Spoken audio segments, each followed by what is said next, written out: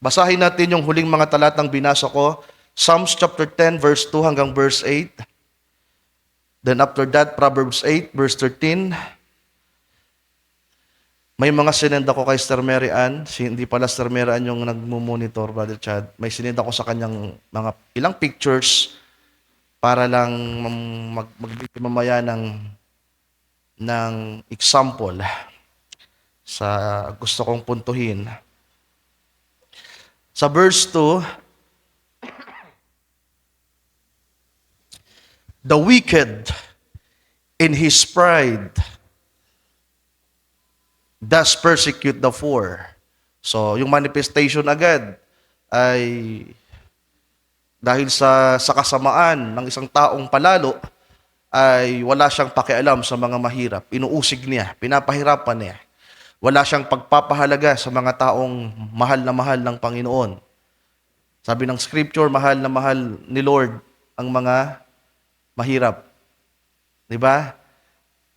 Nabasa niyo ba sa scripture na isa sa pinapahalagahan ng Panginoon ay mga mahirap na tao, pero mayaman sa pananampalataya? Let them be taken in the devices that they have imagined. So itong taong ma-pride ay napakaraming devices, napakaraming galamay, suligi, mga kaisipan na naroon sa kanyang imahinasyon na gusto niyang i-portray, ipakita. Verse 3. For the wicked boasted of his heart's desire. So ito na, nagmamataas siya. Ito yung nasa kanyang puso. And blessed the covetous whom the Lord abhorreth. So ang isa pang gawain ng taong may pride na nagmamataas, na ito yung nasa kanyang puso, ay mas pinagpapala niya itong mga taong covetous, mga kapatid.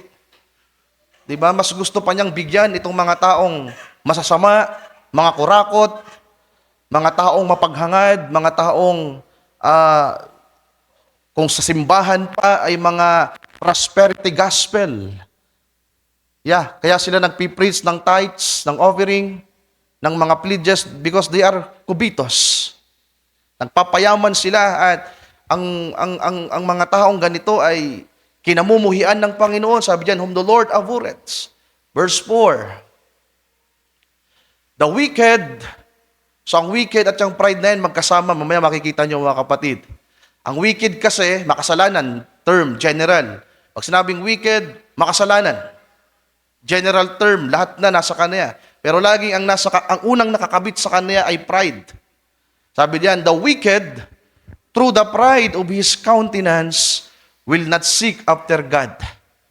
So, may clue na tayo mga kapatid. Ang spirito ng pride, hindi yan naghahanap sa Diyos. At wala ang Diyos sa kanyang kaisipan. So, huwag niyong kakalimutan yan.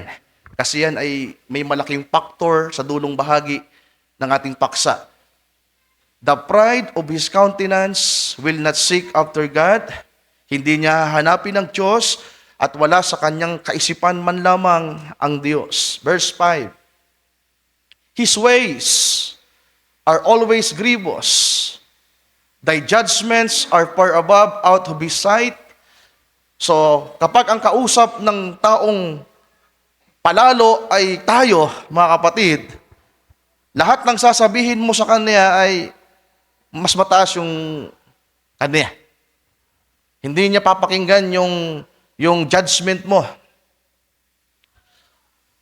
Sabi pa diyan, as for all his enemies, he puppet at them. So sa lahat ng kanyang kaaway, talagang itinataas niya ang kanyang sarili. Verse 6. He has said in his heart, I shall not be moved. So andyan yung I. Ang ganda lang inawit ni Brother Jeff kanina ng nating lahat, I shall not be moved, pero ikinokonik natin sa Panginoon. Diba? Just like the tree planted in the waters. Psalms chapter 1 verse 1 up to 3. Blessed is the man, di ba, whom trusted in God.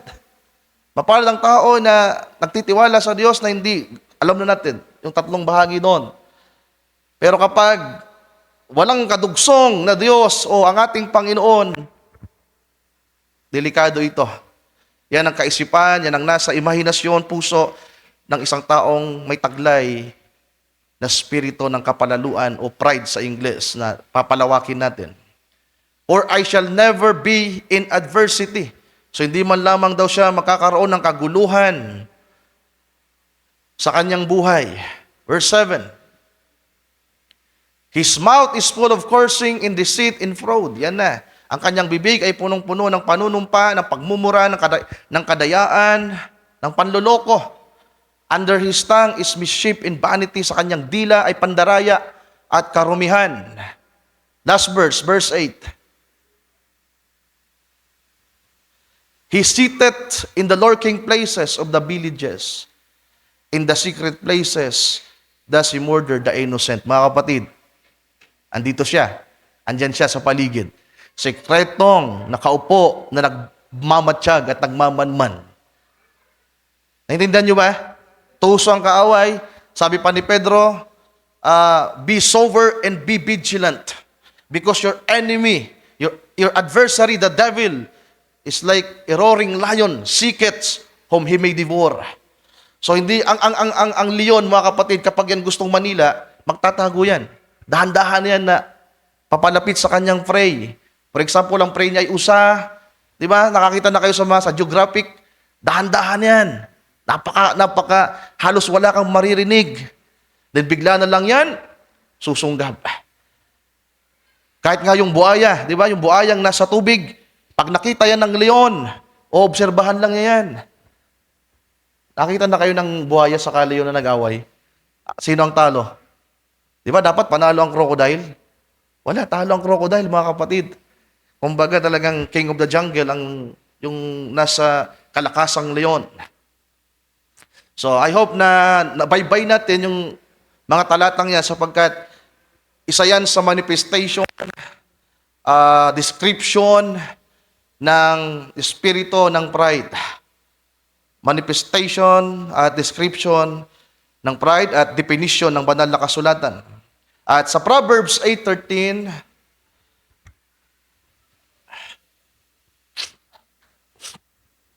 sabi dito, the fear of the Lord is to hate evil. Pride na naman yung nakakabit, mga kapatid. Laging pride ang una. The fear of the Lord is to hate evil. Kapag meron pala tayong banal na takot sa Panginoon, ang unang kamumuhian natin, aayawin natin sapagkat ayaw na ayaw ng Diyos nito ay ang pride. Yung pagiging arrogance, parte na lang yan ng pride. Yung evil way, part na lang yan ng pride. Yung pro-word mouth, parte na lang yan ng pride. Sabi ng scripture, the Lord hates the thing. Galit ang Diyos sa spirito ng kapalaluan. Pakinggan yung mabuti, mga kapatid. Kung maalala nyo yung paksa ko ng Miyerkules, bakit tila ba may mga bagay na hindi tayo nararanasan, hindi tayo lumalago, napakabagal ng paglago.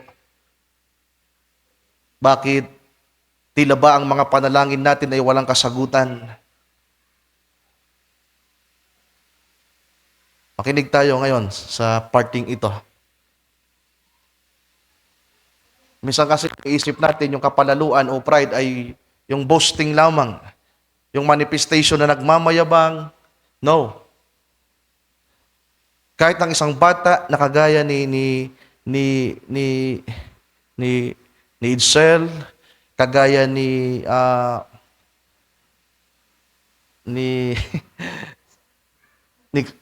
ni Disa, yeah, that spirit ay nandyan na sa kanila. Kahit sa murang musmos pa lamang na bata, ang spiritong yan ay nandyan na, mga kapatid. Pero tingnan natin paano ito nagmamanifest. Kung napansin nyo yung mga talatang binasa natin sa Proverbs, Psalms at Proverbs, mga kapatid, yung mga pagpapahayag, tawag pa diyan ay mga verb, action, yung ginagawa ng isang tao. So pag pinag-usapan ang pride sa Biblia, ang sentro nito, mga kapatid, ay ang iyong sarili. Kaya nga may kinalaman yung identity, pero hindi pa yon. Pero pag pinag-usapan ng identity, pagkakakilanlan, na inisa-isa natin yung 5, may kinalaman to sa yung pagkatao. May kinalaman to mismo sa yung sarili kung sino ka. Kung mahirap ka o mayaman ka, kung pangit ka o gwapo ka, kung malaki ka o maliit ka, kung mababa ka o matangkad ka. Pero lahat ng parte ng buhay ng tao ayon sa kanyang pagkakakilanlan ay pwedeng naroon ng spiritong ito na gagawa o gumagawa sa kanya, at dahil sa katusuhan ng kaaway, yung mga bagay na tila ba mabuti at maganda nating nakikita, ay iniisip natin na hindi ito part ng espiritong ito, mga mahal kong kapatid. At ang nakikita lang natin ay yung mga hayag na sabihin natin, madaling makita. Kung kaya naman, nagiging tila ba, nagpapatuloy tayo sa paglilingkod na at ease, panatag, na hindi natin masyadong pinagtutuunan ng mga ganitong bagay sa buhay natin, pero may malaki palang epekto o kinalaman sa paglilingkod natin sa Panginoon. Na kung hindi natin to maiintindihan at kung hindi tayo pagkakalooban ng Panginoon ng pagkaunawa at kapahayagan, magpapatuloy tayo sa paglilingkod na bubuhay araw-araw, na baka pag dumating ang araw ng paghatol at paghuhukom, at kahit nga sa pag-agaw hindi ka makakasama, at isa ka sa mahuhukuman at mahatulan sapagkat hindi mo na malaya nung nabubuhay ka, na Kristiyanong nagsisimba, ng Espiritong ito ay nandun pala. So sino sa atin ang nagnanais na ito'y lalong ma-expose sa umagang ito? May the Lord help us, mga kapatid. May mga nabanggit na tayo, may mga nabasa na tayo, pero mas i-elaborate pa natin. So may kinalaman ito sa iyong sarili. Ikaw to mismo sa iyong sarili.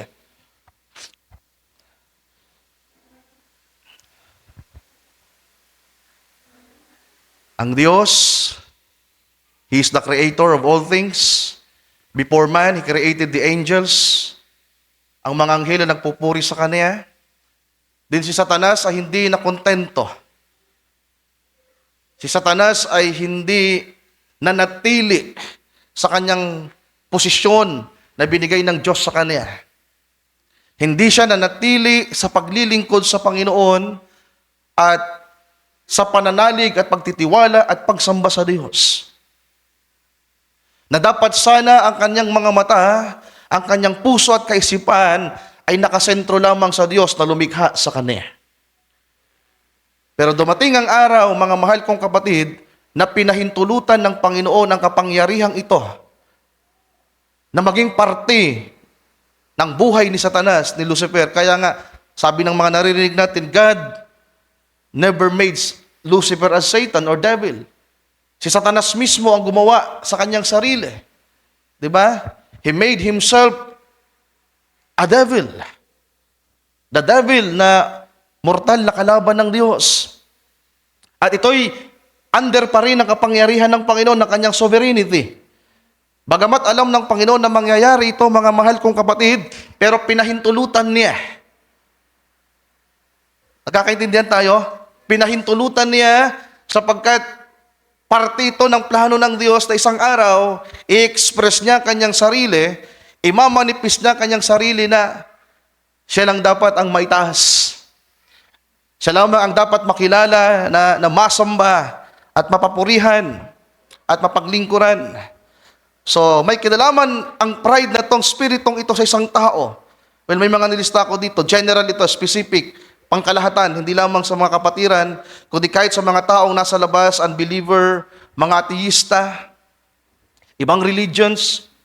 Una, ang nasa kaisipan at puso ng taong may espiritu ng pride, mga mahal kong kapatid, sabi ng scripture sa Book of Proverbs, sinasabi ng taong ito, there is no God. Number 1, ang isang taong taglay ang spirito ng pride, hindi yan naniniwala sa Diyos. Binasa na rin natin kanina sa Psalms 10. Ano meron sa Psalms 10? Sabi doon,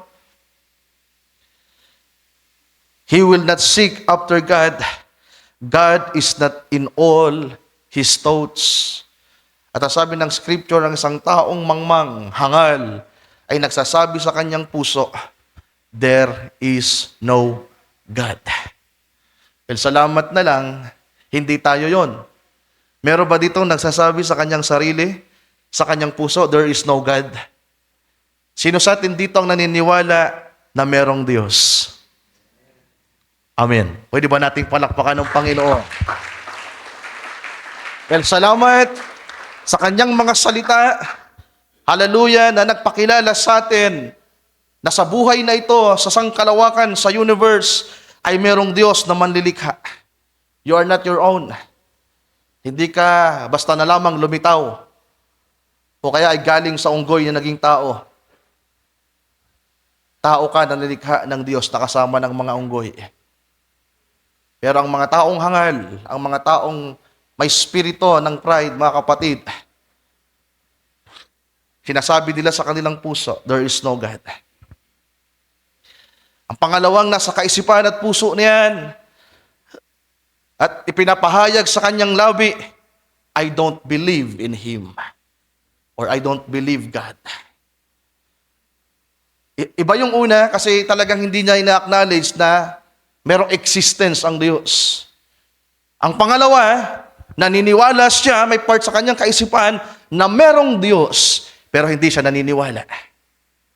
At baka iba ang Diyos niya. So ang pangalawa, na definition, description, sabihin pa natin, na sinasabi ng kasulatan, ano meron sa espiritu ng pride? I don't believe in God.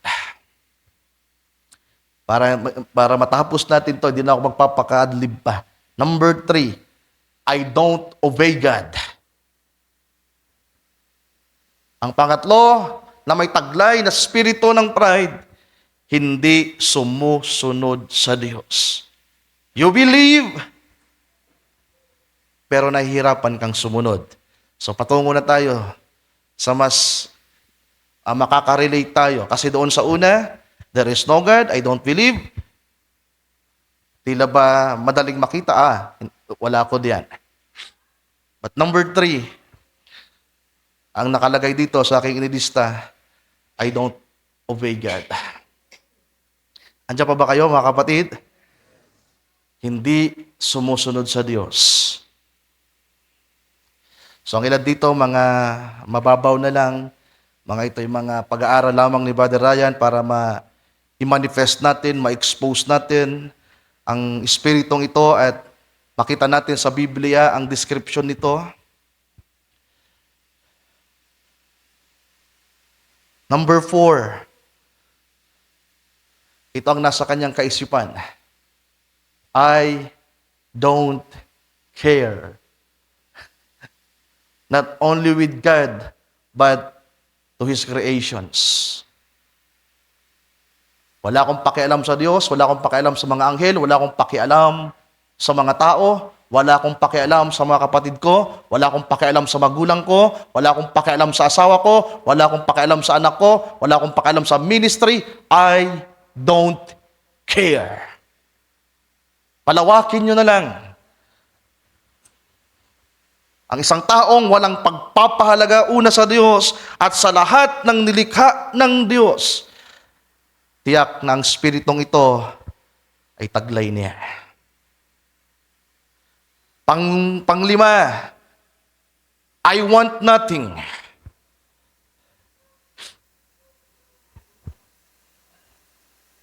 Wala akong kailangan. Wala akong gusto. Di ba? Parang yan ang Laodicea. Na sinasabi ng Spirit of Laodicea, hindi kami nangangailangan ng anuman. Mayaman kami, nag-aari kami ng lahat. Pero sabi ng Panginoon, abaka marita ka, dukha ka, bulag ka. So ang Spiritong ito ay nagsasabi, wala akong kailangan, hindi ko kailangan ng Diyos, hindi ko kailangan ng simbahan, hindi ko kailangan si pastor, hindi ko kailangan ng sino man. Hindi ko kailangan ng tulong mo, hindi ko kailangan ng advice mo, hindi ko kailangan ng pagtuturo mo, hindi ko kailangan ng pangangaral mo. Ubusin nyo na. So kaya adlib pa natin, ubos ang oras natin, kaya sana po makuha nyo lang mga kapatid. I want nothing. Hindi niya kailangan ng anuman. Pangpito, ito na. Kasama to sa linista ko. Dahil nga wala siyang kailangan, ang sasabihin niya, I can do all things. Kaya kong gawin ang lahat. Kahit walang Diyos, kaya kong magtapos ng pag-aaral. Kahit walang Diyos, kaya kong mag-asawa. Kaya kong magkaroon ng bahay. Kaya kong gawin ang lahat kahit wala ang Diyos. Diba? I can do all things.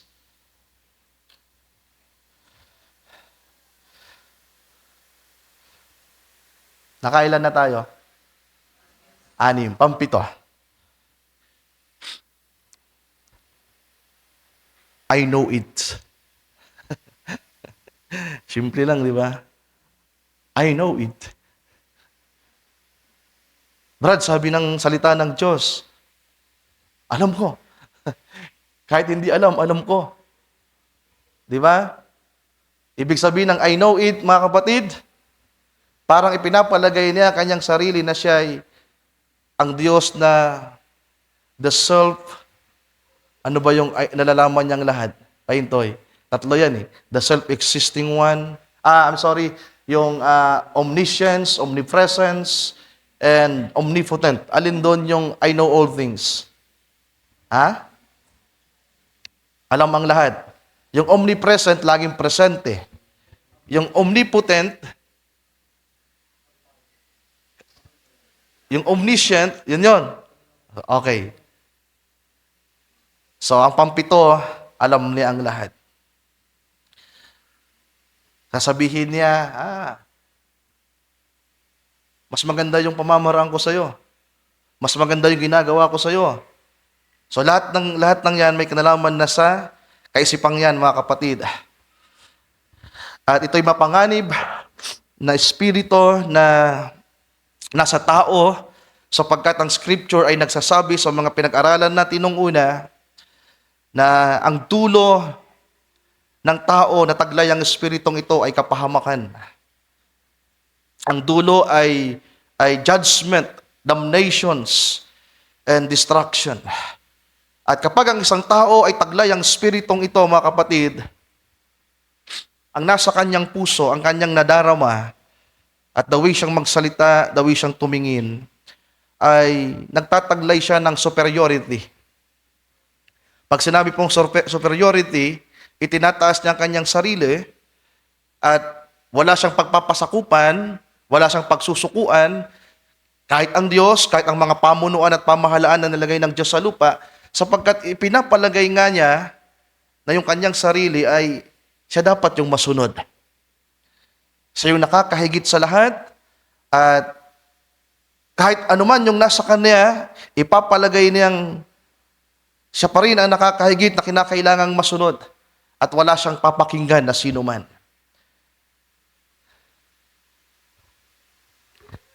At ang ganitong espiritu ay isa itong deklarasyon, mga kapatid.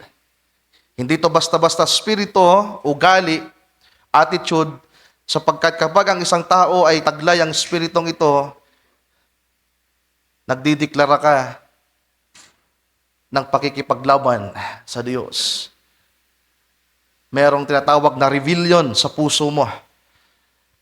Merong pag-aalsa, merong pakikipaglaban, at yan ay tuwiran na paglaban sa Diyos. So, it is you against the Lord. Ulitin ko, kapag merong pride, it is you, it is I against Him. At hindi po madali ang bagay na yan, mga kapatid. Kapag ang isang tao ang naging kalaban niya ang Diyos,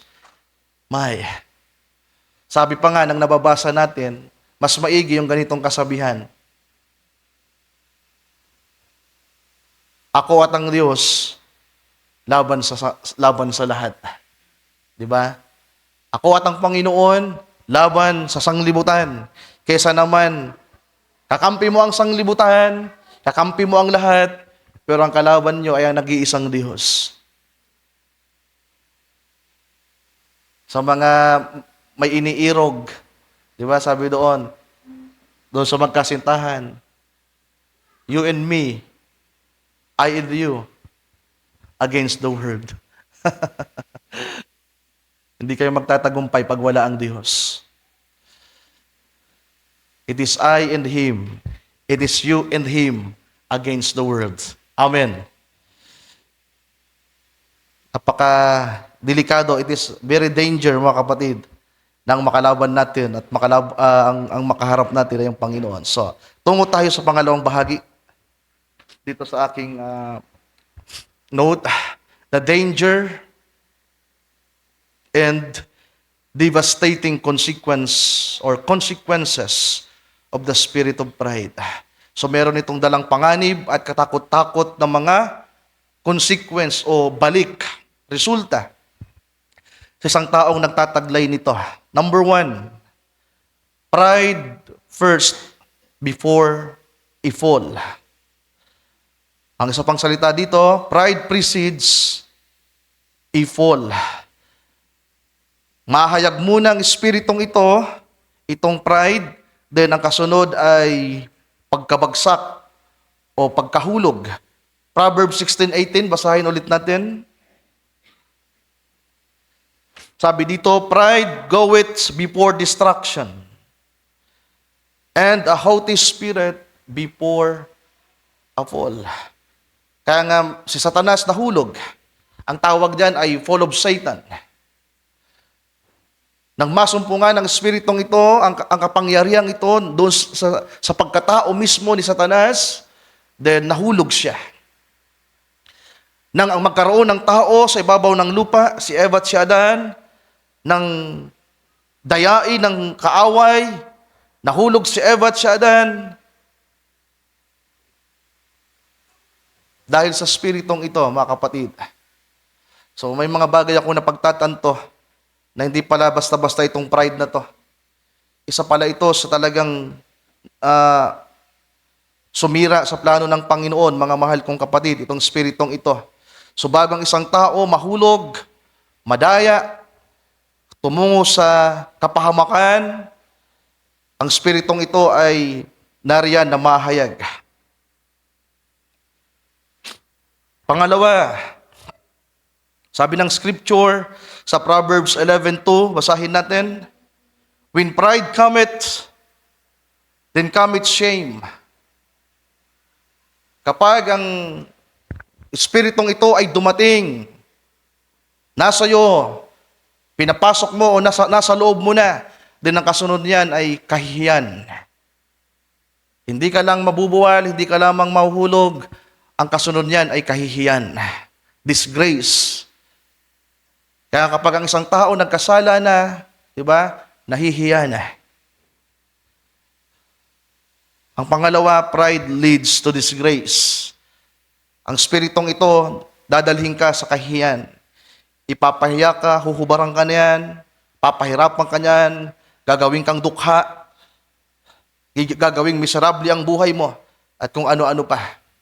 Pangatlo, pride leads to God's opposition. James 4:6, but He giveth more grace, wherefore He said, God resisteth the proud, but giveth grace unto the humble. James 4:6. Well, sa mga nagpapakumbaba, ang Diyos ay nagbibiyaya. Nagkasala tayo dati, nagkamali tayo, pero kung tayo ay magpapakumbaba, salamat sa Panginoon, patatawarin niya tayo. Pero sa mga nagtataglay pa rin at patuloy na nagtataglay ng espiritong ito, it leads to God's opposition. Ibig sabihin, hindi ikaw yung nakikipag-away sa Diyos. Kaaway ka ng Diyos. Narinig niyo ba?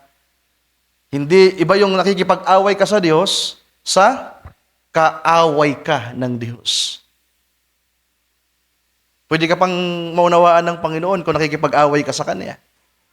Pero kapag ang tingin niya sa iyo ay kaaway, ibang bagay yun.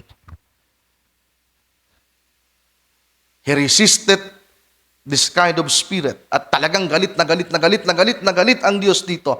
Mamaya maintindihan nyo kung bakit.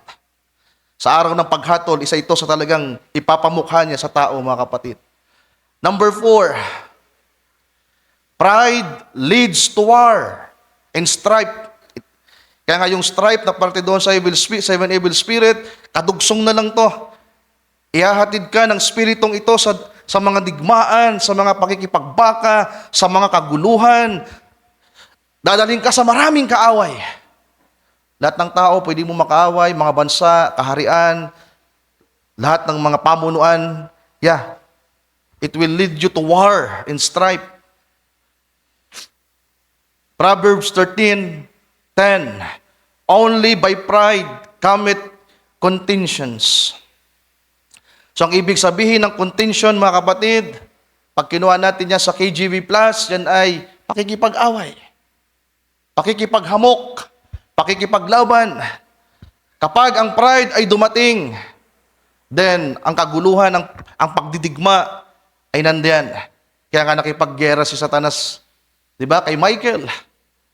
Hindi na yun mapipigilan pa nang si Satanas ay magmataas, nang si Satanas ay lukuban ng kapangyarihang ito nang maging parte ng kanyang pagkademonyo. Ang kasunod ay pakikipaggera. Di ba? Nag-rebellion siya at nagdeklara siya ng digmaan. Number 5, pride leads to destruction and damnation. Hindi lang ito basta pagkahulog, hindi lang ito basta kahiyan, hindi lang ito basta kaaway ka ng Diyos, hindi lang ito basta pakikipagdigma o kaguluhan, kundi it will lead you to total destruction and damnation. So aalisin nito ang pusong may pagsisisi at pagpapatawad, mga kapatid. Kaya nga ang isang tao mahatulan sapagkat hindi siya nagsisi at hindi siya nagpatawad. Dalawang bagay yan.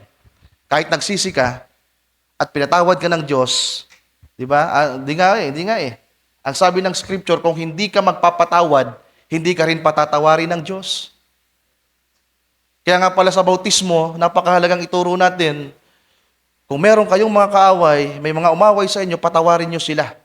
Din saka ka magsisi sa iyong kasalanan. Sapagkat kung pinatawad mo sila, patatawarin ka rin ng Diyos. Di ba? Ganun pala kahalaga ang pagpapatawad. At isa sa inaalis ng spirito ng pride, mga kapatid, sa puso ng isang tao, ay ang pagsisisi at pagpapatawad. At dadalhin ka niyan sa total destruction and damnation. Pang-anim, hanggang 6 lang tayo kasi spirito doon ang kaaway. Pang-6, pride leads to death and judgment. Pang-6. Sa ka-6 na araw, nilalang ang tao. Sa ka-6 na araw, nahulog si Satanas. Nahulog din ang tao, hindi nakapasok sa millennium, sa kapahingahan. Hindi inabot ang tao ang ika-7 araw. Sa ka-6 na araw pa lang, nahulog na siya at nabigo. Kaya ang pang-6, ang pinali kung saan ka dadalhin ng espiritong ito sa kamatayan at sa paghatol. So sino sa atin ang gustong makaranas ng 6 na ito? Taas ang kamay. No, amen, Alex. Baliktad. Di ba? Patalastas lang yon. Sino sa atin dito ang nais na maranasan ito? Wala naman siguro. May the Lord help us. At isa ito sa sisingilin at tinatanaw ng Panginoon, mga mahal kong kapatid, sa kanyang pagpapahinuhod, sa kanyang pagpipigil at pagtitiis. Gustong-gusto na ng Panginoon na bumaba. Gustong-gusto na ng Panginoon na i-pour out ang 7 vials, hatulan at hukuman ng sanglibutan, pero nagtitiis siya. Pero isang araw, hindi na mapipigilan pa ang kanyang kagalitan. Isaiah chapter 2, verse 12. For the day of the Lord of hosts shall be upon everyone that is proud and lofty. Tagalogin nga natin. Sapagkat magkakaroon ng isang kaarawan ng Panginoon ng mga akbo sa lahat ng mga palalo at pagmamataas. Inihanda niya pala ang araw na ito para sa mga palalo at mapagmataas. Father Ryan, nagkataon lang yan. Kaya naman talaga hatulan ng Diyos ang sanglibutan dahil sa kasalanan. Hindi sila nagsisi. Yeah, general. Pero isa sa ipinagtanim ng Panginoon na sa araw mismo ng kanyang paghatol at paghukom, hindi nawala sa kanyang kaisipan ano ang ginawa ni Satanas at ng mga tao na hindi nagpakumbaba sa kanya. Sapagkat magkakaroon, English nga natin ulit, for the day of the Lord of hosts shall be upon everyone that is proud and lofty, and upon everyone that is lifted up, and he shall be brought low. Another verse, chapter 13, verse 9, Isaiah, same book, behold, the day of the Lord cometh. Ito, hindi lang to basta galit, kundi talagang matinding galit. Sabi riyan, behold, the day of the Lord cometh, cruel, both with wrath and fierce anger, to lay the land desolate, and he shall destroy the sinners thereof out of it. General, sabi riyan, fierce anger, with cruelty and wrath. Gagawin niyang desolate ang lupa, sapagkat sa mga makasalanang ito. At anong nasa isip ulit ng Panginoon sa isang taong makasalanan? Verse 10. For the stars of heaven and the constellations thereof shall not give their light.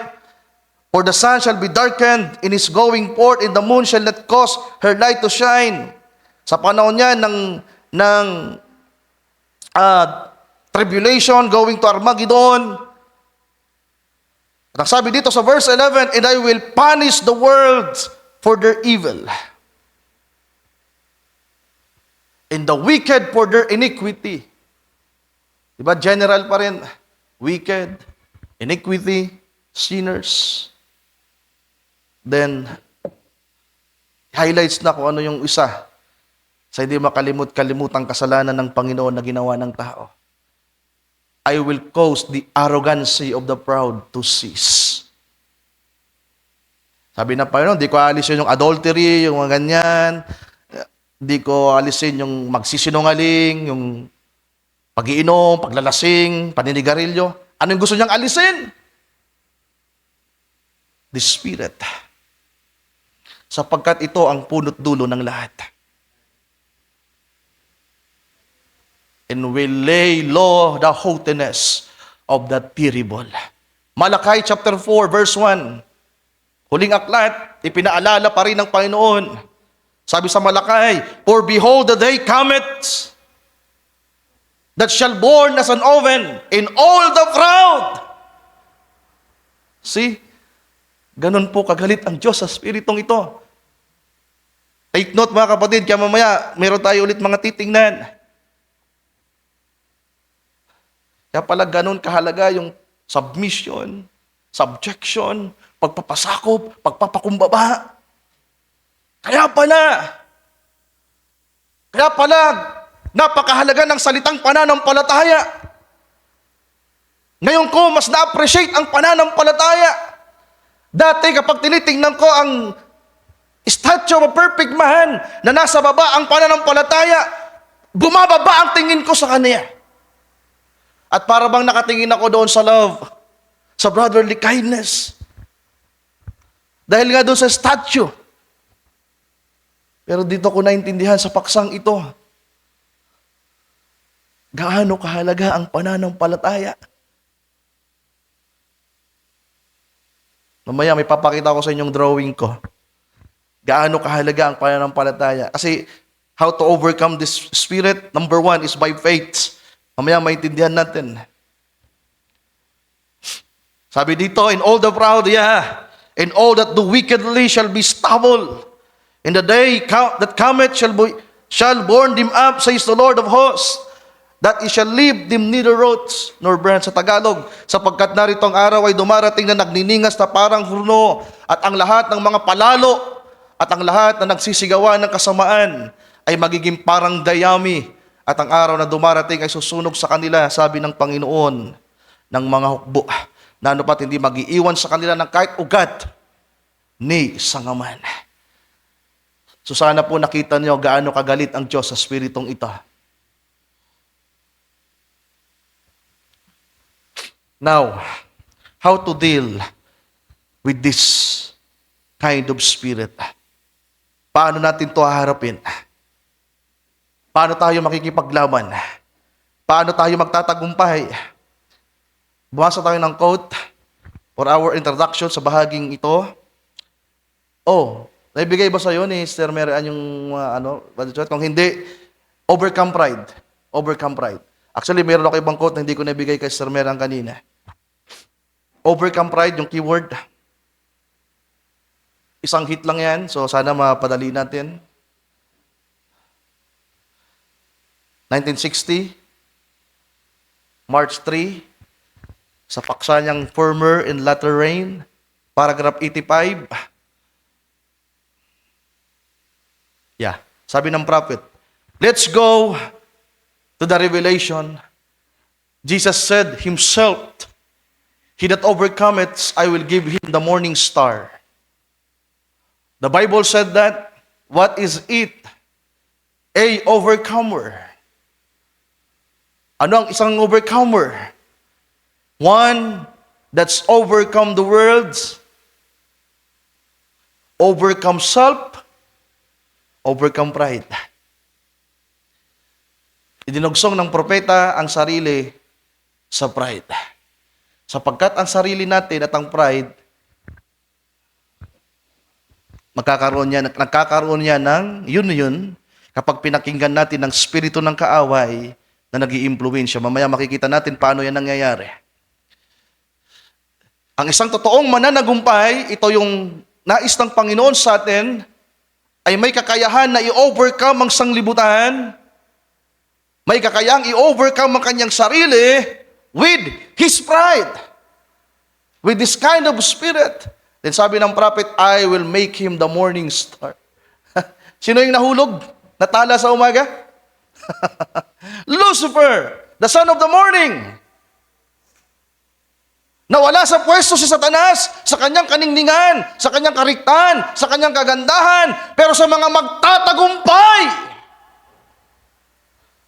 mapagtatagumpayan ng kanilang sarili, hallelujah, ibibigay ng Diyos ang tamang kaluwalhatian para sa iyo. Hallelujah. Sabi niyan, I will make him the morning star. What does it to do? Ito yung sikreto. Paano ibibigay ang morning star? I'll shine him up. I will shine. I will shine him up. Si Kristo mismo magbibigay ng liwanag sa kanya and sit him up there. Amen. Ako mismo ang magbibigay ng liwanag sa kanya at maglalagay sa kanya doon sa dakong kaitaasan. My own coming power will reflect my own presence. Hallelujah! Hallelujah! Hallelujah! Ano sabi ng awit kanina? Hallelujah! Iba yata yun Jesus is alive. Iba pala yung nasa isip ko, Brother Jeff. Di ba? Hallelujah! Kapangyarihan itong paparating ni Kristo. Amen. Siya ang magbibigay ng liwanag. Siya ang magtataas. At sa pamamagitan ng kanyang kapangyarihan, ang kanyang presensya mismo ang mahayag. He that overcomes will I give the morning star. How to deal with it? The spirit of pride, mga kapatid. Number 1. Hindi na ako magpapaka-adlib pa. Ubos ang oras natin. Gusto kong tapusin ito ngayong araw. Number 1, faith in God. Nabanggit ko na kanina, lalo kong na-appreciate ang pananampalataya. Patawarin ako ng Panginoon ng mga nagdaang panahon. Natila ba ang pananampalataya pag may kapatid na nangangaral ng pananampalataya? Sabi ko, pananampalataya na naman? Pananampalataya na naman? Yeah, sa isip ko. And that's pride. Lord, forgive me. Ngayon ko naintindihan gaano kahalaga at ano ang malaking gagampanan nito sa buhay natin.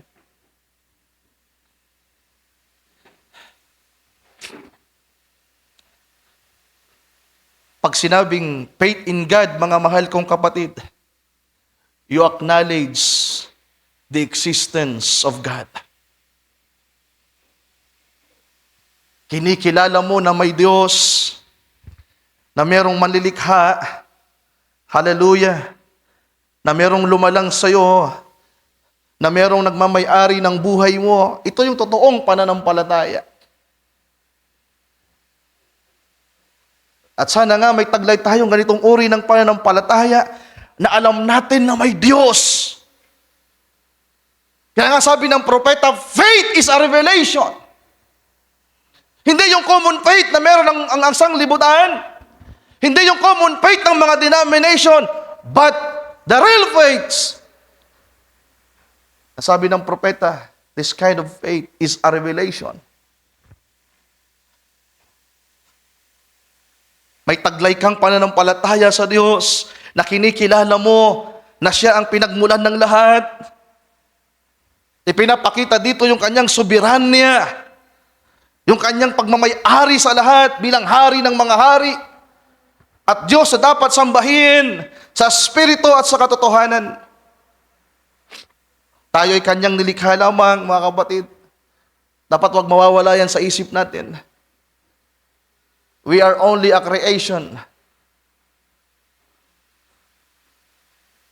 Nilikha lamang tayo ng Diyos.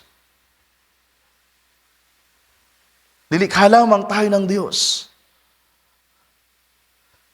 Lahat ng bagay ay nilikha niya. Tingnan natin itong panalangin ni David, mga kapatid. Meron akong na-note ditong panalangin ni David. Gagawin nating sampol. Paano kinilala ni Haring David ang Panginoon sa kanyang buhay. 1 Chronicles chapter 29 verse 10 to 14. Wherefore David blessed the Lord. 1 Chronicles chapter 29 verse 10.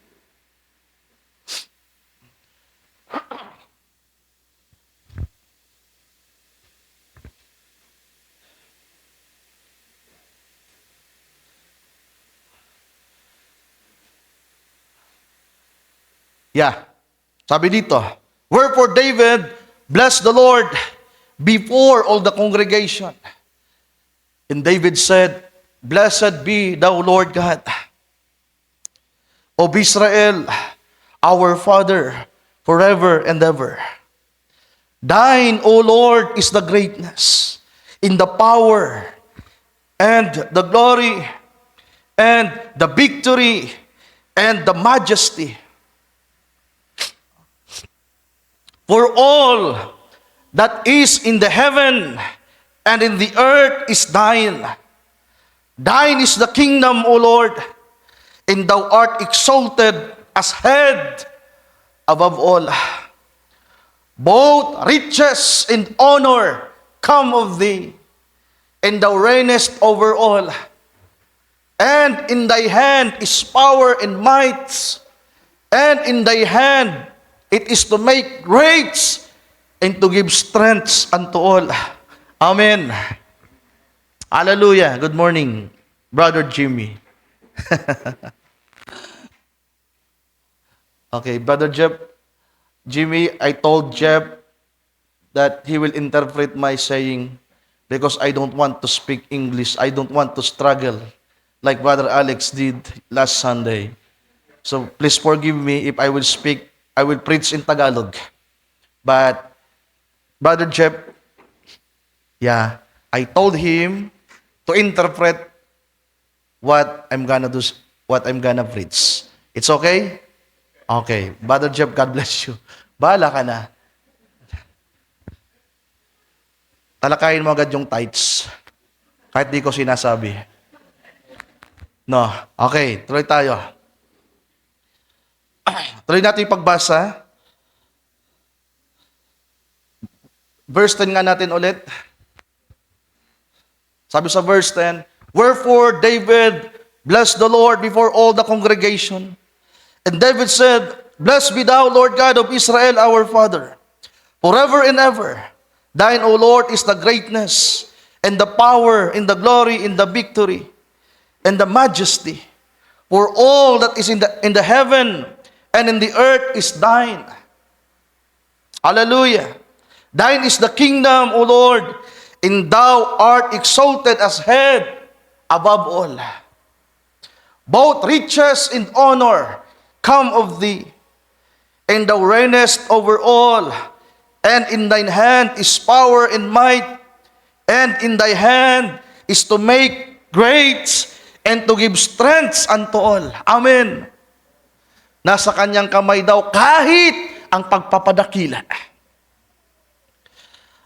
Ang pagbibigay ng lakas ay nasa kanyang kamay. Ang pagpapayaman, nasa kanyang kamay ang lahat, mga mahal kong kapatid. Yeah. Ganyan in-acknowledge ni David ang Panginoon sa kanyang buhay. Ganyang uri ng pananampalataya, kapahayagan ang meron si David sa Panginoon. Sabi sa verse 13, Now therefore, our God, we thank thee and praise thy glorious name. But who am I? Tingnan niyo. Pagkatapos niyang i-exalt ang Panginoon, itaas, hallelujah, i-acknowledge sa kanyang buhay. Sabay sabi niya, who am I? In what is my people that we should be able to offer so willingly after this sort? For all things come of thee, and of thy own have we given thee. Kaya lamang kami, Panginoon, nakakapagbigay sa iyo sapagkat ikaw ang nagbigay ng lahat. Sino ako, Panginoon? Sino kami sa iyong harapan?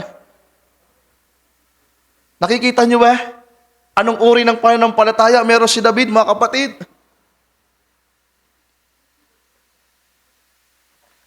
Like what I've said, faith, the true faith, is to acknowledge God's existence. Small little bit of English. Yeah. Isang uri ng totoong pananampalataya na kinikilala ang Diyos na siya ang nagmamay-ari ng lahat. He owns everything. He is the creator, and we are only a creations. Without Him, we can do nothing. Without God, we are nothing.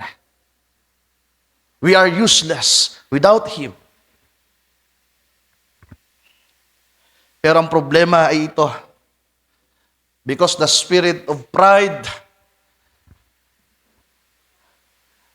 dahil sa spiritong ito na dumaya sa sangkatauhan, ipinalagay ng mga tao, ipinalagay nila sa kanilang sarili na sila ang sentro ng kalawakan. Inisip nila that they are the center of everything. They are the center of universe, the center of life. But no! The center of everything, the center of the universe, the center of we called life, is no other than the Lord Jesus Christ. Ang problema, naging problema ng mga tao, kahit ng mga kapatiran, tila ba ang sentro ay ang kanilang sarili.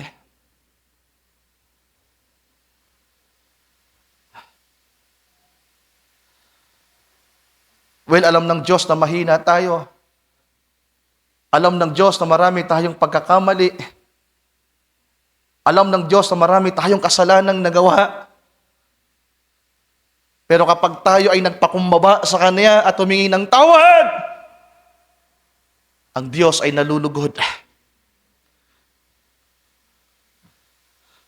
Kaya nga di ba sabi doon sa binasa natin sa James 4:6, God resisted the proud, but He gave it more grace to the humble. The one who acknowledged their mistakes and sins.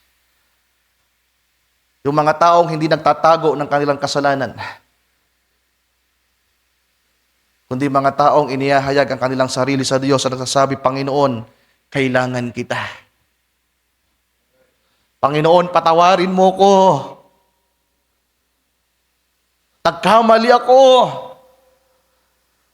Kesa naman isang taong nasa pagkakamali pero in denial. Pilit na pinoportray ang kanyang sarili na matuwid, banal. And may the Lord forgive us, may the Lord help us, mga kapatid. So kung matatandaan nyo, meron akong binasang quote ng prophet about the two doors. Babasahin ulit natin to, pero mas mahaba na. Nung nakaraan, 2 paragraph lang yung binasa natin.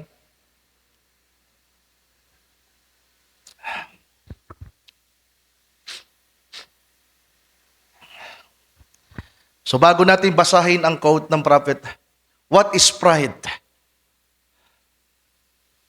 Like what I've said, it is not only boasting, bragging.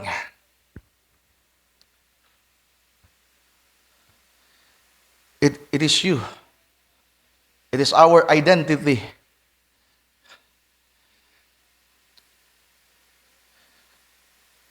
Sabi ng prophet sa kanyang pagtuturo, ang meron sa puso ng tao, 2. I'm sorry, 2 ang pwedeng nasa puso ng tao, pero dapat isa lang yung nag-i-exist. It's either faith or unbelief. Sa ibang termino, pinapababaw ng prophet ang salita, doubt. Ang nasa puso ng tao, what is inside of the heart of man, it's either faith or unbelief. Faith or doubts.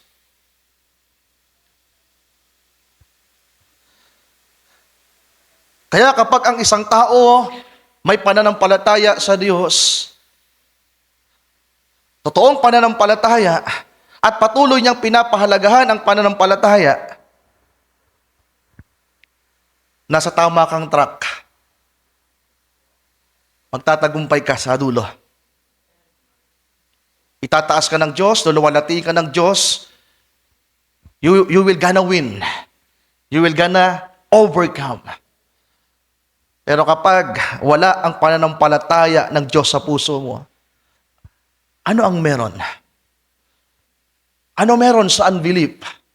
Ano meron sa doubt? Sa aking pag-aaral sa paksang ito, mga mahal kong kapatid, kaya tinats ng propeta ang 2 pintuan. Ang isang pintuan ay pananampalataya at ang isang pintuan ay pride. Sapagkat kung hindi pananampalataya sa Diyos ang meron sa puso mo ay paniniwala sa iyong sarili. Pagkilala at pagpapahalaga sa iyong sarili. Kaya hindi ka nakikinig sa Diyos, nakikinig ka sa iyong sarili. Kaya hindi ka sumusunod sa Diyos, sinusunod mo ang iyong sarili. Kaya hindi ka masaya sa Kanyang salita, masaya ka sa iyong sarili na mga pamamaraan. Kaya ang isa ko pang nilagay dito, what is pride? Ito yung sinasabi ng mga tao, believe in yourself. You can do that. Believe in yourself. You can do this, you can do that. But no. Without Him, without God, we can't do nothing. Kapag ang isang tao meron nang na-accomplish, meron nang natanggap sa kanyang buhay, nagmamapuri, nagmamataas, sinasabi nila, nagawa ko to dahil sa aking sarili. Nakalimutan nila na ang buhay nila galing sa Diyos. Kaya mga kapatid, mag-ingat tayo sa spiritong ito. Kapag nawala sa isip natin at sa puso natin ang Diyos, espiritu ng pride ang pwedeng maghari sa atin. Pinapahintulutan natin ang spiritong ito. Mamaya papakita ko sa inyong picture. Paano ito, para lang ma-visualize ninyo, ma-imagine ninyo. Paano ito nangyari sa Garden of Eden.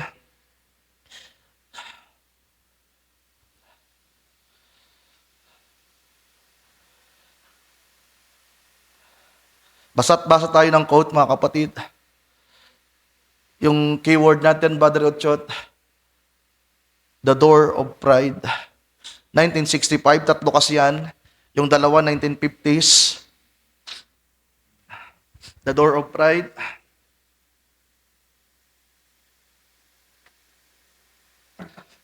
Sa paksa ng propetang Doors in Door.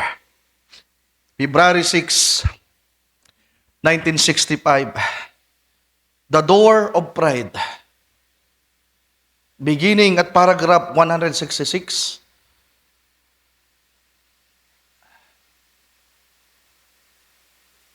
Yeah. Sabi dito, sabi ng propeta, now on the right hand side of the human heart, when you walk into the door, there is a little door on the right side. Here. Sa puso ng tao, sa bahaging kanan, merong pintuan. There is a little door on the right side, and that's called in there the door of pride. Oh my! Don't you go to entering that door. They don't want the Lord in there. On that door, that's pride. Then itutuloy na natin. Yan lang yung binasa ko. Then paragraph 231 nung nakaraan. Ngayon, bubuuin natin, mga kapatid. Sabi ng prophet, I'm a blue blood. Ibig sabihin, you are maybe in Europe, son of a king, you're a prince, may dugong bughaw, royal blood, ika nga. My blood is not red, but blue. I'm a prince. Diba? Yeah.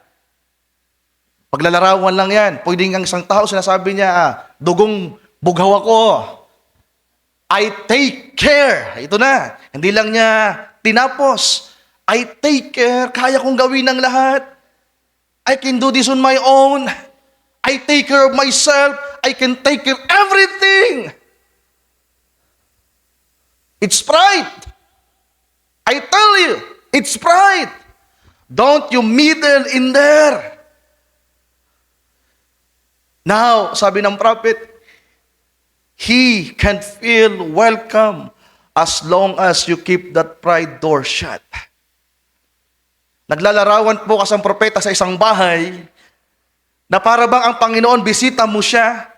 Halimbawa si Jimmy, bisita ko, pinayayahan ko sa bahay, tapos pinapasok ko siya hanggang parking lang. Ayaw ko na siyang papasukin sa sala kasi yung sala magulo. Ang daming sapot ng mga sapot ng gagamba. Well, kung malinis naman yung sala, meron akong confidence, sabihin ko, let's go, Jimmy, let's go to our sala, in our living room. I will show you my living room. I have the confidence to show my living room because it's clean. But according to the prophet, may isang pintuan, may isang kwarto na tinawag itong private room, part of your private life, na kapag hindi mo daw yan binuksan at hindi mo pinapasok ang Panginoon sa pintuan na yan, mananatili kang marumi. Ang dapat mo lang gawin, buksan ang pintuan at huwag ka nang pumasok doon at hayaan mo na siyang pumasok at ipakita mo kung anong nilalaman ng kwartong yon. Kasi andun lahat eh. Pagka doon ka na sa kwarto, kung meron kang cellphone, meron kang laptop, meron kang TV, lahat ng karumihan doon mo ginagawa. Narinig ko pa yung patotoo ni Brother Pau. Ikinasal yung kapatid niyang si Brother Daniel. Narinig ko, bestman kasi siya. Sabi niya, at last, after 15 years, masusolo na niya ang kwarto. Kasi magkasama sila ng kuya niya sa kwarto. At doon daw sa kwarto na yon, maraming nabuong istorya. At isa sa istorya doon na yung mga kalokohan nila. Mga private talk, private things in life na hindi pwedeng ibulgar sa labas. Kaya sabi ng propeta, hindi mararamdaman ng Panginoon na welcome talaga siya sa buhay mo kapag hindi mo binuksan ang pinakapribadong pintuan sa buhay mo. Naintindihan nyo ba? Kinakailangan, kung wini-welcome mo ang Panginoon, papasukin mo siya sa pinaka-pribadong pintuan, pinaka-pribadong kwarto. At ang pinaka-pribado pala sa lahat ay tinatawag na pintuan ng pride. Tuloy natin yung pagbasa. Hindi daw welcome ang Panginoon as long as na hindi mo pinubuksan ang pintuan na yan. Pag binuksan mo ang pintuan na yan, huwag ka nang pumasok ulit. Hintayin mo na pumasok muna siya at sabihin niya, bakit ang dumi-dumi ng kwartong ito? Sabi ng propeta, hayaan mong linisin niya ang pintuan na yon. At kapag malinis na, saka ka bumalik na kasama siya. Tingnan natin. Ituloy natin mga kapatid.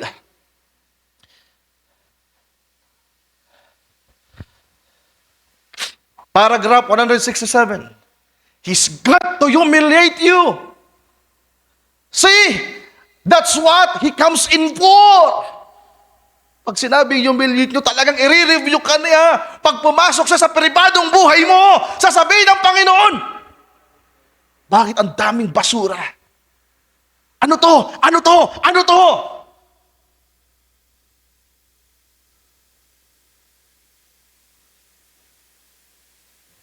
Kung literal pa, ang dami mong, kung unbeliever ka pa, ang dami mong mga, kung ano-anong mga nakasabit yan. Ang dami mong libro. Pag binuksan yung libro, hindi Biblia yung naman, hindi salita ng Diyos. Mga artista, mga singers, mga basketballista.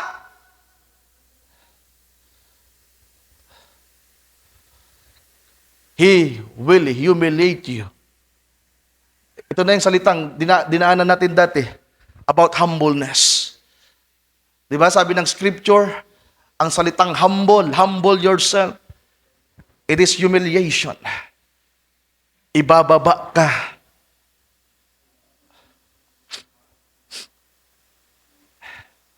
That's what He comes in for. Tapos sabi ng mga tao, you mean to tell me I have to go down there and act like the rest? Well, you don't have to. That's one thing sure, sabi ng tao. Ibig mo bang sabihin, kinakailangan kong bumaba doon at umakto na kagaya ng mga yan, ng mga nakapalda na yan, na mahaba ang buhok? Basahin nyo sa taas na bahagi. Ang ipinapangaral ng propeta ay about morality, tamang pagsusuot. Kapag mayroong isang tao nakapakinig niyan at papahintulutan niya pumasok ang Panginoon, sasabihin niya, gusto mo bang sabihin, kinakailangan kong ibaba ang aking sarili? At kinakailangan kong kumilos, manamit na kagaya nila? Sabi ng propeta, no, you don't have to do that. Yan talaga ang kailangan. It is a must. Paragraph 169. Talon tayo. Ang oras hindi magpapahintulot.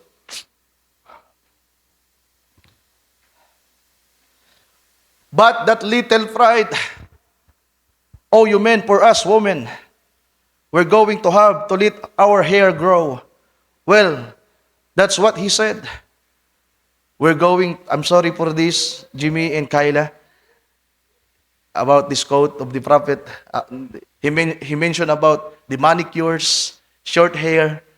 Yeah. No, woman, not you. Not you. Maybe Kyla. Yeah.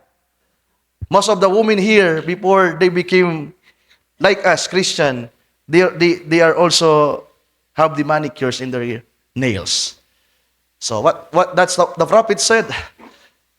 Sasabihin ng mga tao, kinakailangan pala naming alisin, kalimutan na ang pagmamanicure, kalimutan ang pagme-makeup.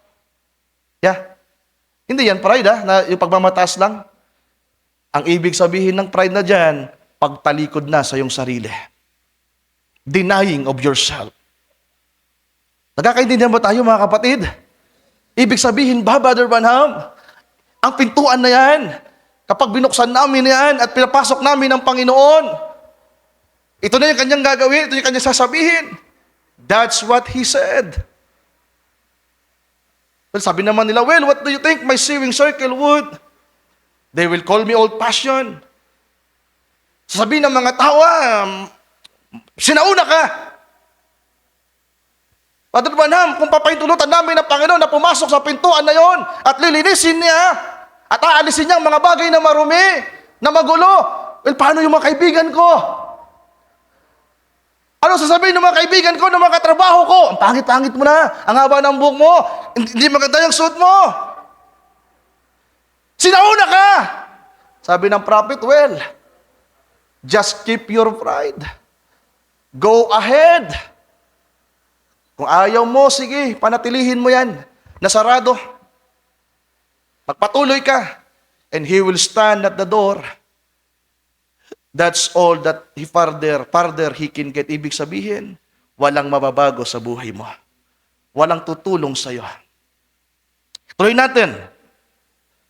Paragraph 170.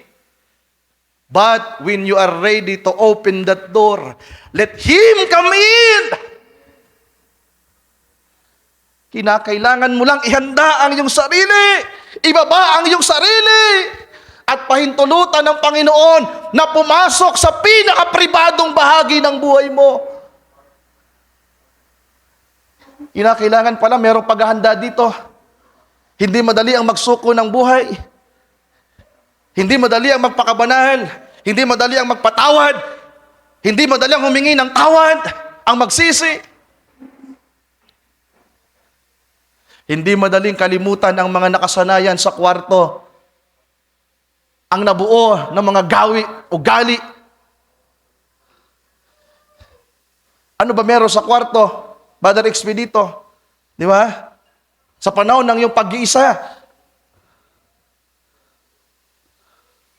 lahat ng mga maruming kaisipan doon nabuo.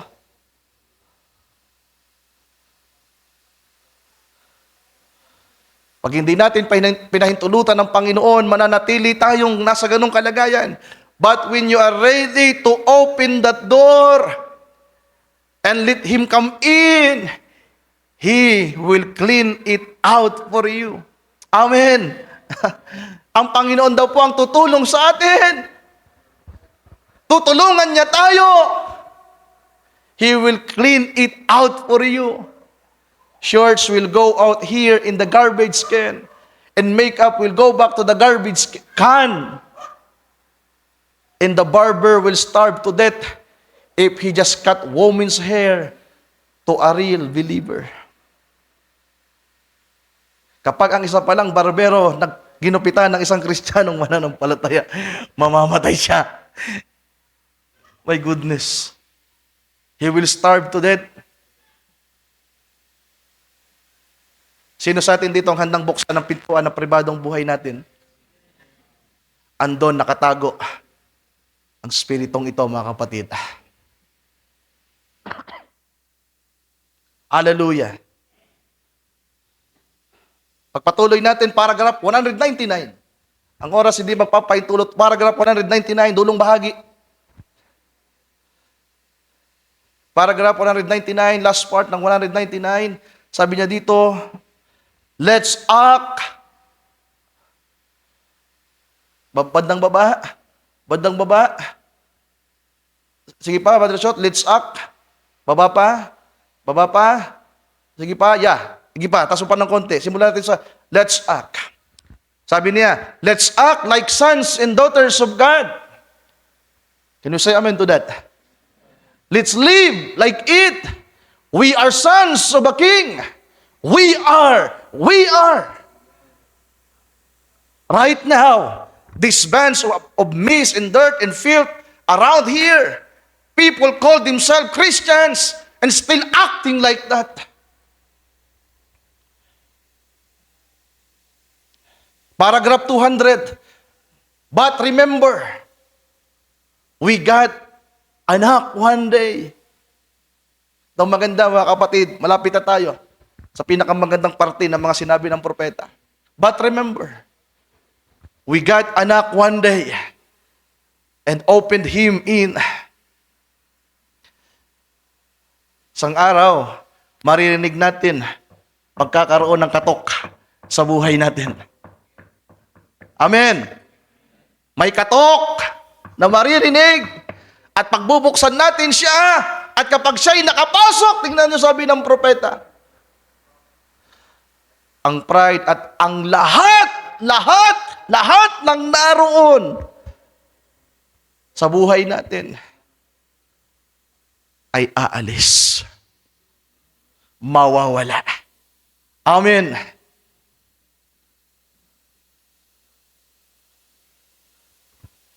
I don't care what they call me. Oh, I guess I'm just a little old-fashioned, but my Savior was old-fashioned too. Amen. Hallelujah. 202. Talon tayo sa 202. Yeah, there is a door there. I want to call another door. I get too wound up. There is another door there. Just next to that door, going around the right-hand side. And that door is the door to your private life. Oh, you don't want him missing with that? Now, if you want to go out to a little cocktail party, what is it to you? What church is going to tell me what I'm going to do? See, mga reasoning na yan. Mga pangangatwiran ng tao. A tenth of my wages. Pati yung tithes, dinaanan na niya. Pati ba naman yung tithes, pakikialaman pa?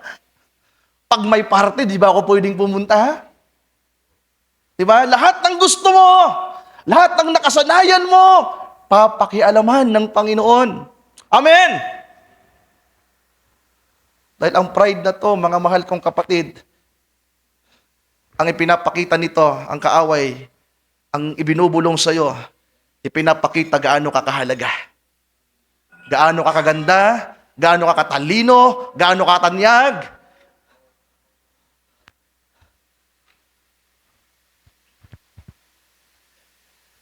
Who is going to tell me what to do? Yan na, pride. Kaya hindi nakikinig. Yan na. Nasusundan nyo ba? Lahat ng mga sinabi ko kanina, nagmamatch ba? Ito na. Sabi ng propeta. Sinong magsasabi sa akin kung ano dapat kong gawin? Hindi nga ako naniniwala sa Diyos eh. Kung naniniwala man ako, wala akong pakialam sa Kanya. Bahala siya sa buhay niya. That's pride. Pati yung tithes, pag ako nagsimba dyan, kapag pinapasok ang Panginoon sa pribadong buhay ko, at nakita niya, ang dami.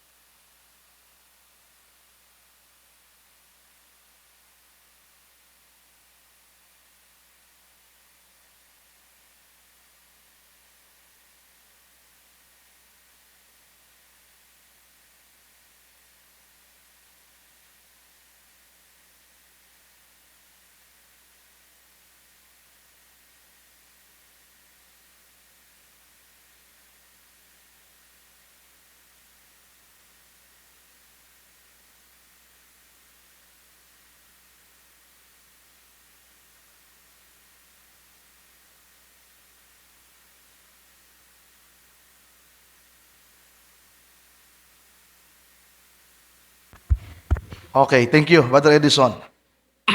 Tuloy natin. Sabi dito, who is going to tell me what to do?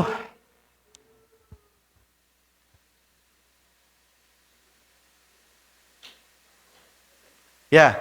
Who is going to tell me what to do? That's my own private life. Sa numero sa private life na yan? Ano sa pintuan ng pride na yan, mga mahal kong kapatid? Pride. Your private life is the pride. Di ba? Sabi ng prophet, that's my own private life. I make this money, it's for me. I will not share it for you. It's for me. Ako ang nagpakapagod. Ibibigay ko lang sa church. No, no, no. Oh, sa mga hindi nag-o-offering, hindi lang ito tithes. At kapag nag-ambagan na, may mga, sige na, kibot-kibot ka ngungo. Sige na, kibot-kibot ka puso.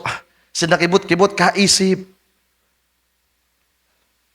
Well, salamat na lang kay Amang Diyos. Ako kita arog kading simban, mga kapatid. We are not after money. But we need money. We thank God for the money that we have.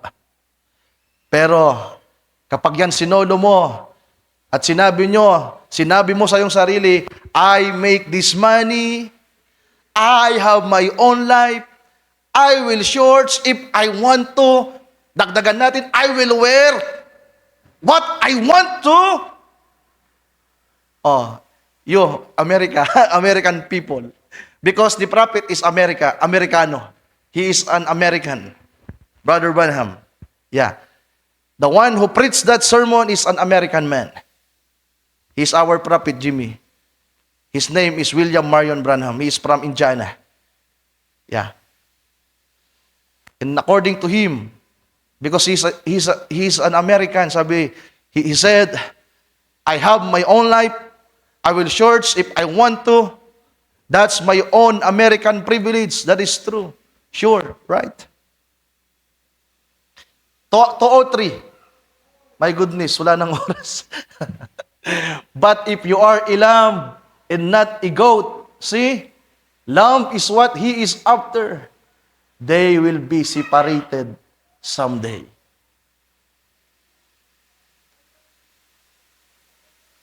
Kung ikaw ay kordero, hallelujah, ikaw ay tupa, darating ang isang araw, mahihiwalay ka.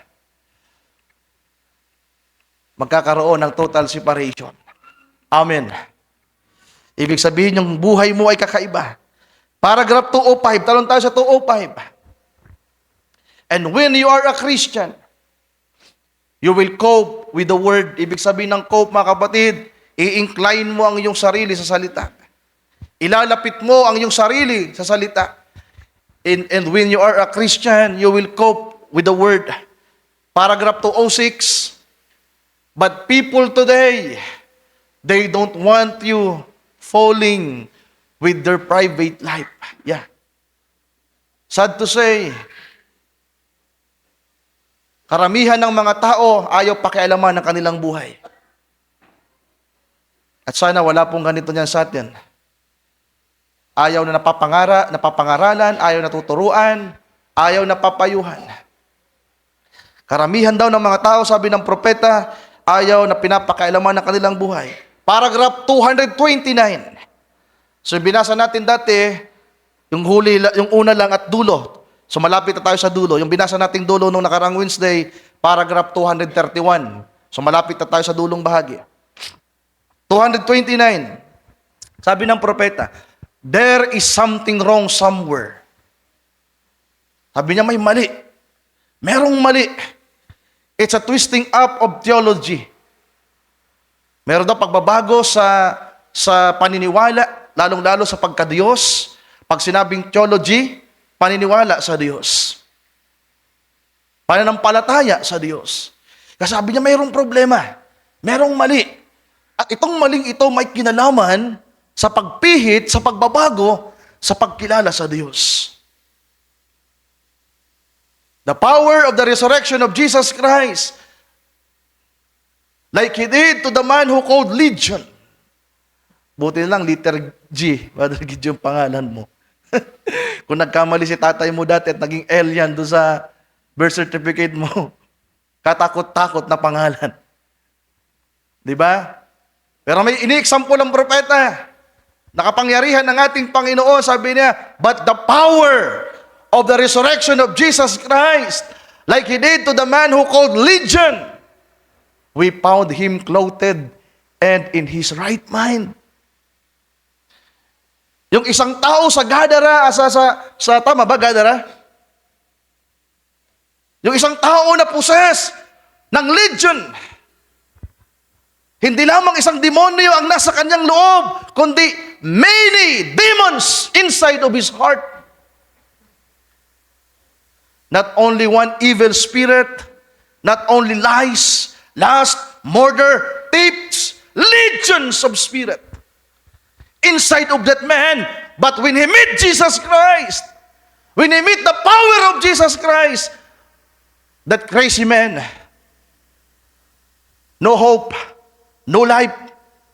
But when he met the Lord, the prophet said, we found him clothed and in his right mind. Amen! That's the power ng ating Panginoon. Na kung papahintulutan lang amang natin siya, mga kapatid ko, hindi lang isang espiritu ang kanya ng itaboy. Lahat ng espiritu. Yung isang tao na inaalihan ng napakaraming espiritu ng kaaway, legion, isang pulutong. Ibig sabihin yan, ilang espiritu? 100 evil spirits. Tama ba? Ang isang pulutong 100. Kita ko nagkakampa, Wilson, ilang bang isang pulutong? Sa army yan, legion. Pakitingin mo nga, Brother Jeff. How many? Ha? Ang isang pulutong, 3,000. 3,000 to 6,000. My goodness. Sabi ng Panginoon, what is your name? I am Legion because we have many. Yeah. Nanginginig-nginig pa siguro. Yeah, Brother Nono.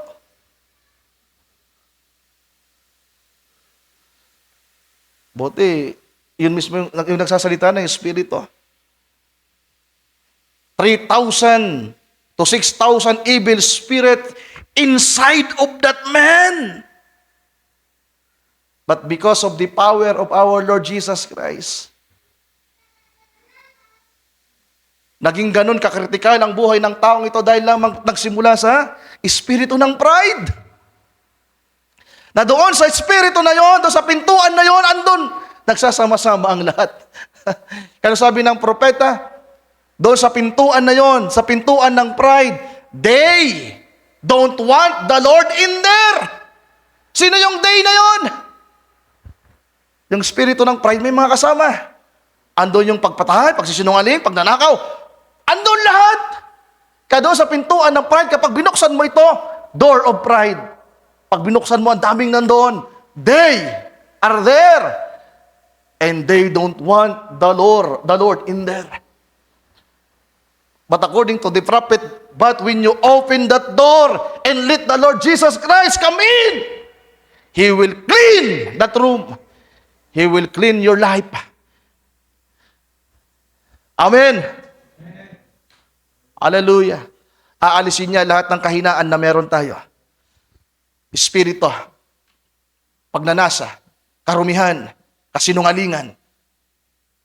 Pag na-trace natin ang pintuang ito at na-trace natin ang kauna-unahang espiritong ito, nakasama pang maraming espiritu, then we will overcome. Hindi mo na problema yung kaisipan mong marumi, yung mga kahinaan mo, kapag naintindihan mo na yun ay sarili mo na pinapakilala sa iyo ng espiritong ito. Ikaw yan sa sarili mo na pinapakita niya. Tingnan natin yung larawan. Brother Uchot, para di masayang yung iniready kong larawan. Lalaki at babae. Babae muna tayo.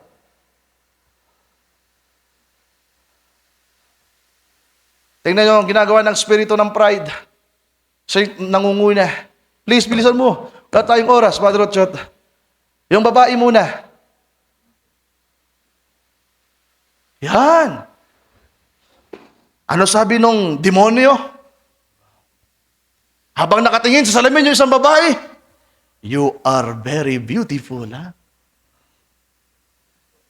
Sabi naman ng babae, yan, ganda ko talaga. Kaya naman yung mga lalaki, ha, pag naglalakad ako. Yeah. Paano kung pangit yan? Di mas kalunos-lunos yung pandaraya niya. Mas karimari-marim. Isang babaeng napakapangit. Walang ilong. Hindi kompleto yung ngipin. Di ba? Pag tumingin sa salamin, akala niya ang ganda niya. Pag nagsalamin, kinakailangan pa ng upuan para makita yung ulo. Yan ang mga Pilipina. Tingnan niyo. Ang sasabihin lang ng spiritong yan, kung sino ka.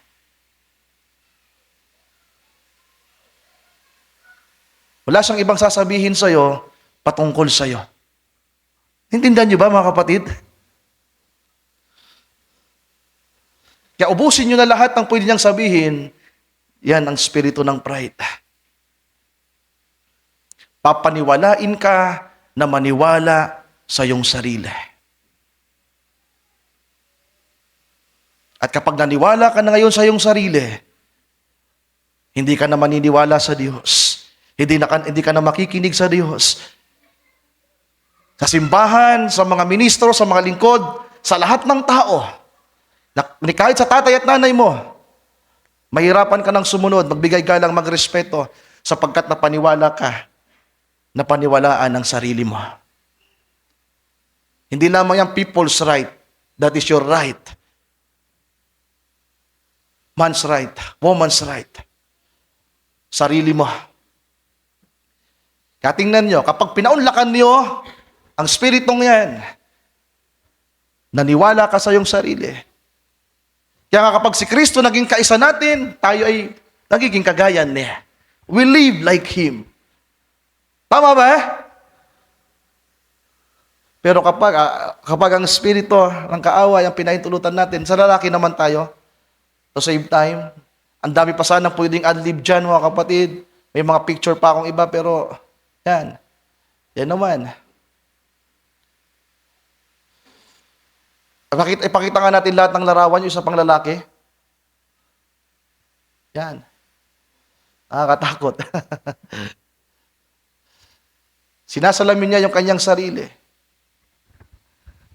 Nakaredy ng magsimba. Pero sabihin niya sa sarili niya, hindi ako magtatights. Kalokohan yan. Hindi ako mag-offering. Hindi ako mag-aabuloy. Di ba? Papunta na siya sa church, pero may galit sa kapatid. Hindi nagpatawad sa kapatid. Lahat ng mga daraanan niya, may sama siya ng loob. Naintindihan niyo ba, mga kapatid ko? Ipapakita ng kaaway lahat ng nasa iyo. And that's pride. Pride.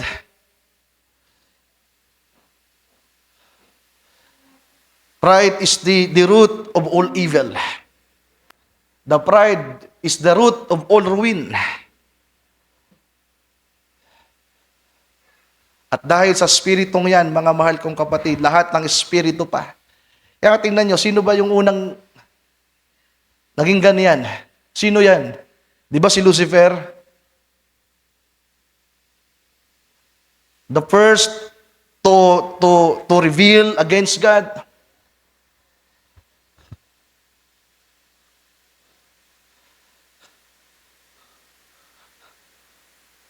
Siyang kauna-unahang gumawa ng lahat na sinabi niya sa kanyang sarili, I. So kayo na bahalang magdagdag. Ang oras natin, hindi magpapahintulot. Tuloy natin yung pagbasa. Brother Ochot. Then, siguro tapusin natin ito.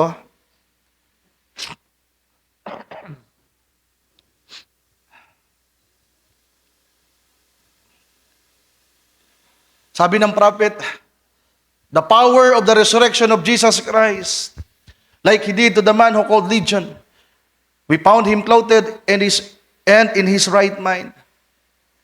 And according to the prophet, and I begin to believe that it's a spirit upon the people that drives them into that Americanism, Princeism, and all kinds of worldlism and churchism. So ang nagdadrive daw sa lahat ng ito, sa ginagawa ng mga tao ay spirito, evil spirit. But let them once come to the Master, and they feel that knock at the door. Lumapit ka sa Panginoon. Ang Panginoon dumating sa buhay mo, kumakatok. Papasukin mo. At kapag siya'y pumasok, dadamitan ka niya ng tamang kasuotan. And you will act like women and men, and they will be born-again Christians. Amen. 2:30 and 2:31, last two paragraph. Now I'm done. Sabi ng prophet, tapos na ako. Tinapos niya doon sa Legion. Ang topic niya, pride. Ang sabi ko sa inyo, ang pride ang nangunguna, ang nangungulo, mga kapatid. Sabi niya, I'm done, 20 minutes until 12. Just a few minutes, let me bypass just a moment. Some scriptures. I'd like to open one more door. Salamat na lang, mayroon pang isang pintuan. Let me open one more door. Would it be alright? Okay lang bang buksan pa natin ang isang pintuan? The next door to there is faith. See, your private life, that's the door of pride. Your private life. Now, let's open the door of faith. Just a whole ring of them. See? But let's go into faith. I'm sorry. Hindi ko pa rin natapos, mga kapatid. Akala ko matatapos ko na. So, ang Panginoon ang may control sa lahat. Hindi ko po ito pipilit. Ayaw kong ipilit kasi kukulangin tayo ng oras, 12:10 na. Meron pang isang napakahalagang parte ng topic na ito. Paano tayo magtatagumpay? Meron akong nilista dito 3, how to overcome. Ang una ay by faith. At ang pangalawa at pangatlo, Lord willing, sa Wednesday talakayin natin. At basahin natin ang mga quote pa ng prophet. Siguro magbabasa ako ng huling quote. Nakasama dito sa unang bahagi.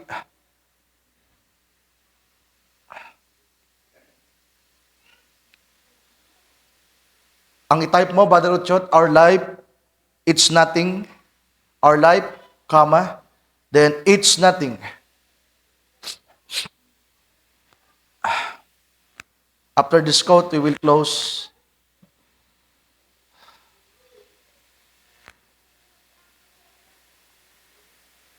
Paragraph 318.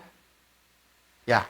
Sabi ng prophet, sa paksa niyang, it is the rising of the sun, 1965, sabi niya, and so is it today. We don't try to be some big person. We don't care what the people say about us. Our name ain't nothing. It's His name. Identity. Walang kabuluhan ang pangalan natin. It's His name. Amen. Ano sabi ko nung nakaraan? Ano meron sa identity? Una, name. Walang kabuluhan ang pangalan natin. It's His name. Our life, it's nothing. It's His life. Kaya nakakalungkot kung pinapahalagahan natin ang buhay natin na hiwalay sa Diyos. Kaya ano yung binasa natin nung nakaraan, mga kapatid? Ang sino mang magpahalaga sa kanyang buhay, ang sino mang mag-ingat sa kanyang buhay, ay mawawalan ng totoong buhay. Tatapwat ang mawalan ng kanyang buhay para sa Panginoon ay magtatamo ng totoong buhay. Our life, it's nothing. Kaya huwag kayong magpakapagod. Huwag niyong ubusin ang oras ninyo sa buhay ninyo. Sa pag-aaral, sa pagtatrabaho, sa pamilya, bagamat ang mga bagay na yun ay mabuti kung ilulugar natin sa tama. But our priority, the center of our life, and the center of everything is Him. By faith, we believe in Him. At kung totoong naniniwala tayo sa Kanya, mga kapatid,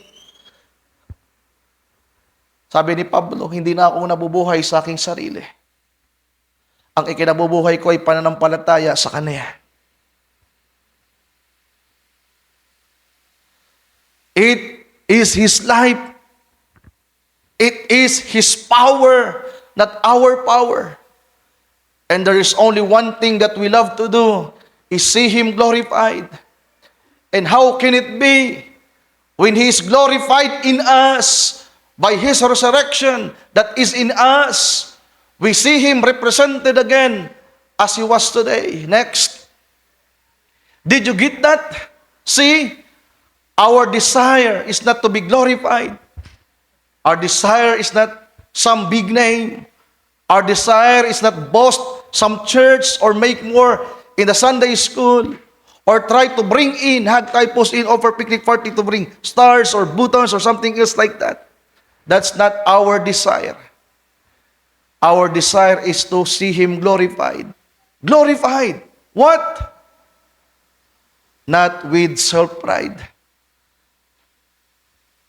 But in us, our lives, to prove He is alive and living in us.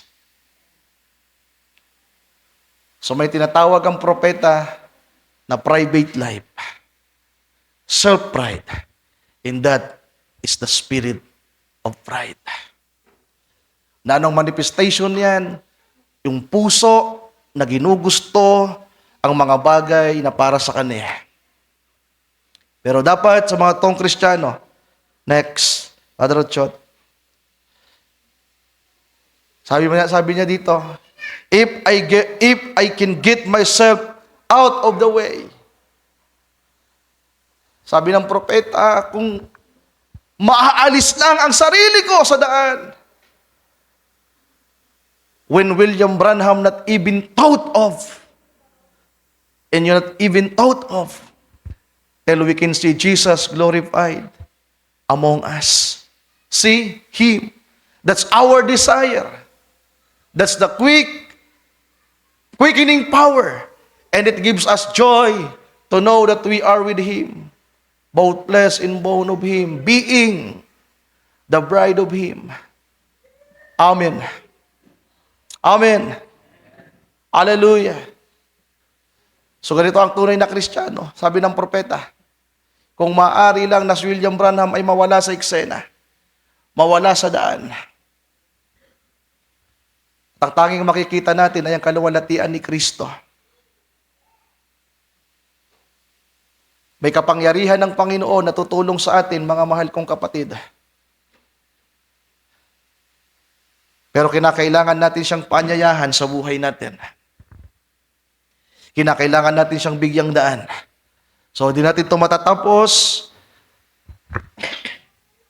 Tutunguhin natin ang pangalawang bahagi, paano tayo magtatagumpay, at ang pangatlong bahagi. So, ang una, by faith. Ang pangalawa ay mas importante na may kinalaman na sa submission. At ang pangatlo ay pagkilala na mismo sa kung ano tayo sa harapan ng Panginoon. May the Lord help us. Pagpalain tayo ng ating Panginoon sa tanghaling ito, mga kapatid. So hindi natin natapos, gusto ko mang matapos, pero ang oras, hindi na magpapahintulot. Pagpalain kayo ng ating Panginoon, natin siyang palakpakan sa oras na ito. Hallelujah. Tayo lahat ay magsitayo, mga kapatid. So, yung 12:15 natin, lampas na tayo.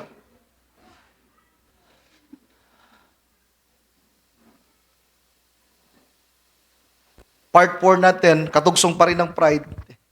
So, talagang napakahaba. Pero at least yung mga susunod, when we deal about murder, lies, adultery, thefts, strife, and blasphemy, mas madali na. Magdinil natin yung murder, bakit ka pumatay? Because of pride. Di ba? Bakit ka nagsinungaling? It's because of pride. Ayaw mong mabahiran yung pangalan mo, kaya ka nagsinungaling. Bakit ka nangalunya? It's because of pride. Hindi ka makontento sa isang asawa, kundi gusto mo, 2 asawa, 3 asawa, 4 asawa. Pinagsasabay mo. That's adultery. Then strife, pakikipag-away.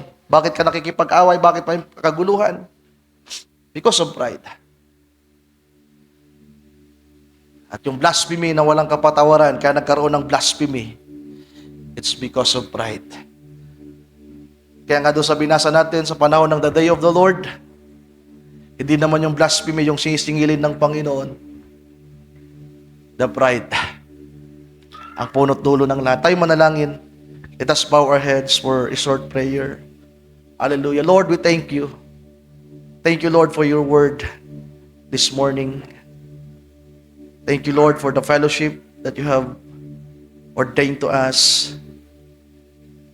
Thank you, Lord, for everything, for the message that we have. Salamat sa lahat, Panginoong Diyos. Hindi man namin natapos sa araw na ito, sa aking puso, sa aking sarili, Panginoong Diyos, nais ko na itong matapos upang makamove kami sa panibagong pagtatalakay. Pero hindi niyo po pinahintulutan, mangyari lamang ang iyong kalooban. Kagaya ng sinasabi mo, nasa tao ang pagpaplano, ngunit nasa iyo po, O Diyos, ang pagsasakatuparan. And we thank you, Lord, for this morning, for this day. Salamat po ng marami sa iyong mga salita. Kayo na po ang bahala na tumulong sa aking mga kapatid. Ginawa ko lamang po ang aking parte sa abot ng aking makakaya. Kung may mga kakulangan man o pagmamalabis, kayo na po ang bahalang magsaayos ng lahat, Lord. Kayo pang may control. You are the God of order, Lord. So ikaw po ang mag-ayos ng lahat, Panginoong Diyos, sa buhay ng bawat isa. Amen. Maraming salamat po.